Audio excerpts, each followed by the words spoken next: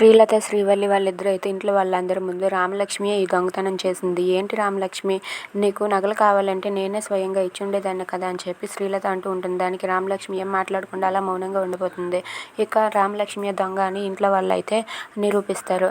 ఇంతలో సీతాకాంత్ అయితే తన రూమ్లో అలా ఒంటరిగా కూర్చుంటాడు. ఇక రామలక్ష్మి వెళ్ళినా సరే రామలక్ష్మి వైపు చూడకుండా రామలక్ష్మిని పట్టించుకోకుండా ఉంటాడు. అది చూసి రామలక్ష్మి అయితే అంటే నేనే దొంగతనం చేశానని సీతాకాంత్ నమ్మారన్నమాట.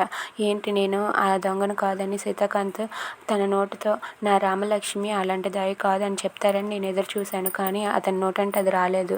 సరేలే, నేను కూడా మాట్లాడను అని చెప్పి రామలక్ష్మి అక్కడైతే కింద చాప పరుచుకొని పడుకుంటుంది.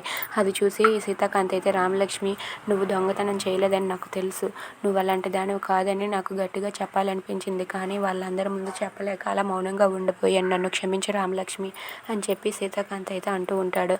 అతను మనసులో అనుకుంటూ ఉంటాడు. ఇంకా రామలక్ష్మి అయితే సార్ ఆ మాట ఒక్కసారి చెప్తే నాకు ఎంత సంతోషంగా ఉంటుందని చెప్పి తిను అనుకుంటూ ఉంటుంది. Please subscribe our channel.